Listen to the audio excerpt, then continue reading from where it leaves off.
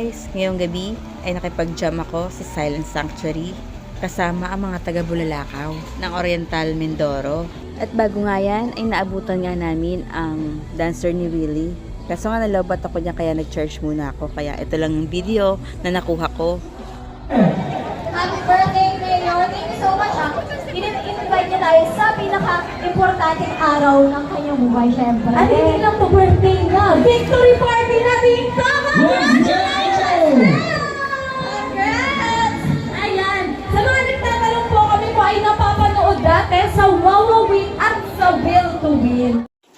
Naabutan na nga lang namin sila dyan na sumasayaw at yun nga kasunod ay nagpakilala na nga sila. Tapos syempre di mawawala dyan yung kanilang palaro na puto ka na at sa pagkakataon nga na yan ay naghahanap na sila dyan ng player. Dito sa gilid, dito. Baka may gusto ko yan. So we got 2 and 3. We got 3. At dahil hindi nga kinaya mag-video, ayan nga at hanggang picture na nga lang ang person. Kaya yan nga lang talaga may papakita ko sa part nila. And then after nga namin makapag-church, ayan balik nga kami at ito nga ang aming naabutan, ang Silent Sanctuary.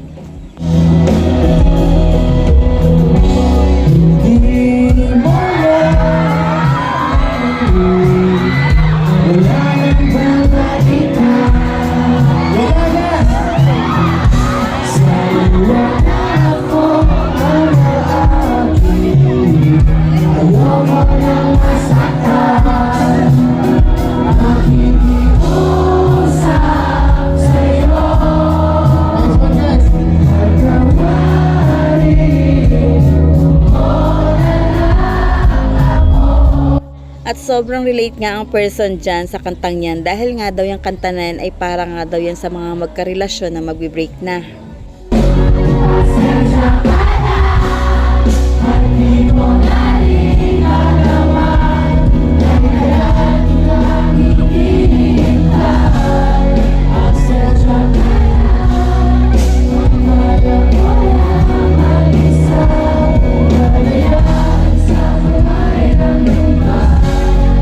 Diba? Super relate ang person dahil nga kapag LDR, napakahirap talaga yung LDR relationships. Hindi naman na talaga maramdaman yung love nyo sa isa't isa.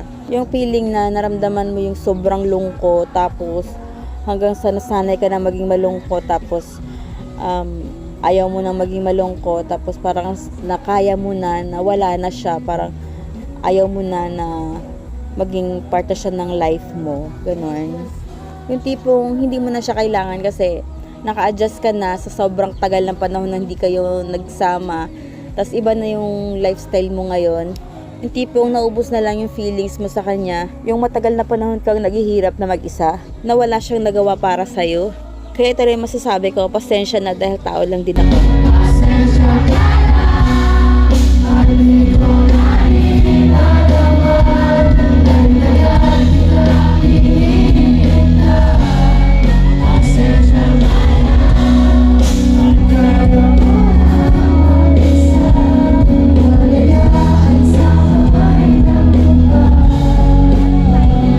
Na nga dyan napigilang umiyak guys at naisip ko ganito. At syempre, hindi naman pwedeng puro lungkot. Dahil kailangan mo rin isipin yung mga tao sa paligid mo na umaasa sa'yo.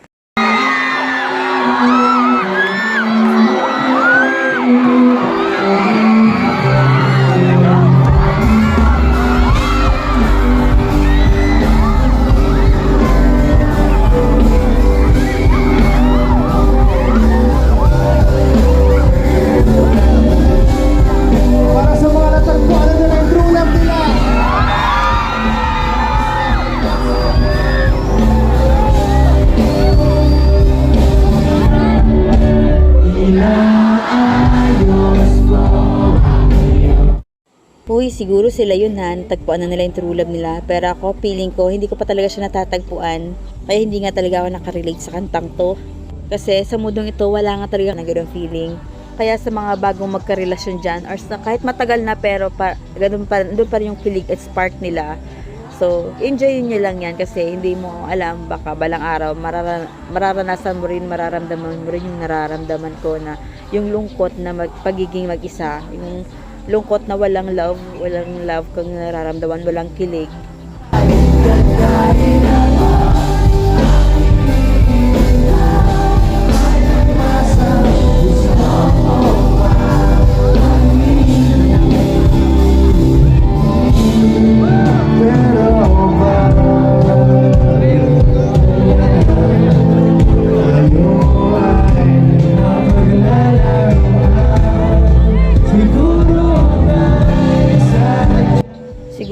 mga couple dito na magkasama, yung mga lalo ng mga kabataan. Kasi karamihan dito kabataan ngayon eh. Siguro napifeel nila yung kanta na yan.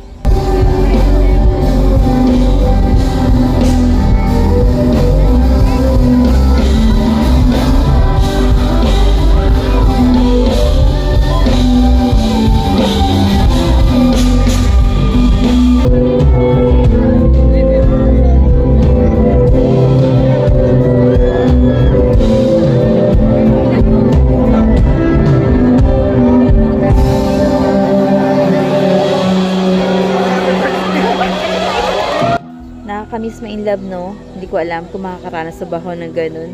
At may magpaparanas pa ba sa akin ng ganun?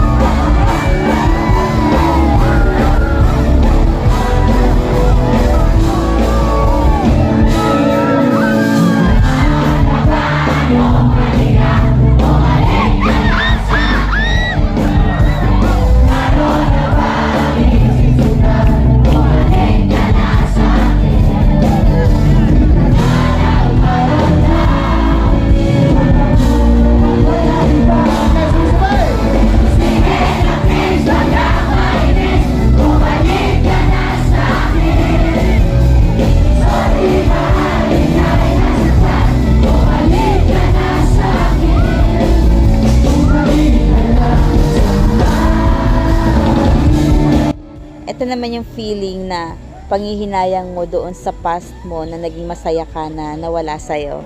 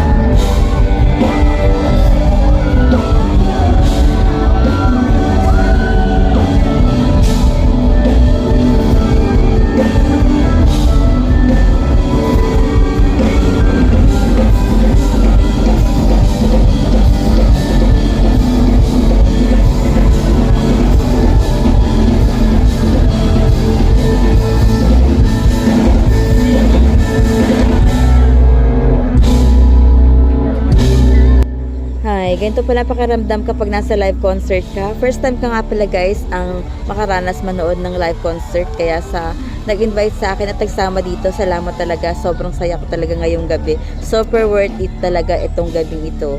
Yung ganitong memories na hindi mo makakalimutan sa buhay mo.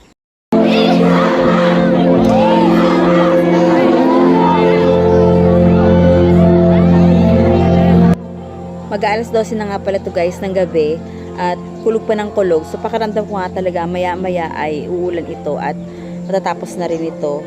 So syempre bago kami umuwi, iikot ko muna kayo sa place. At first time ko nga palang makapunta dito sa bayan ng Bulalakaw. At first time ko rin na makita ito, yung lawak pala ng kanilang munisipyo na pinagsama yung gym yata to. So, ang daming tao ngayon guys. Nung maaga daw, nandito daw sila Duneta at saka Tekla. Hindi ko nga lang naabutan kasi syempre napakalayo ng biyahe. But at least nakarating tayo at na-experience natin yung ganitong memories. Etong next song niya guys, sobrang nakaka-relate kasi sa love, diba? Wala kang kasiguruhan. Minsan tama, minsan mali, minsan minsan hindi.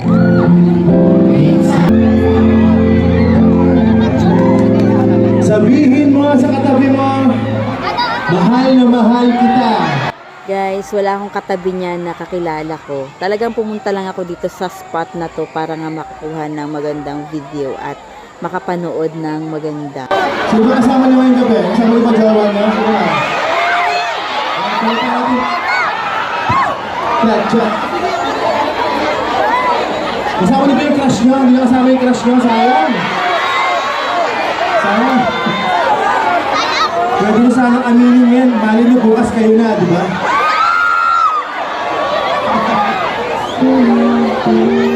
I-check nyo lang guys, mamaya. Subukan nyo lang umamin. Baka maunahan pa kayo. Ayan. Lagi na dyan.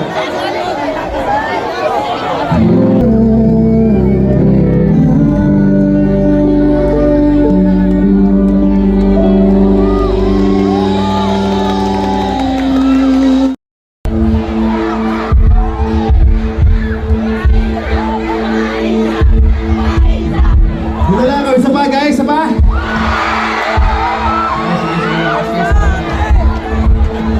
Ang dami na, 5 pa.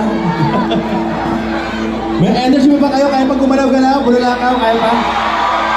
Kaya sa kaya pag gumawas-bounce? Okay, ibigagawin tayo. Tingnan mo yan, John. Let's go. Sa pagkakataon niyan guys, inahanap ko na yung mga kasama ko at gusto ko na nga umuwi dahil nga talagang nagbabadya na ngayong ulan.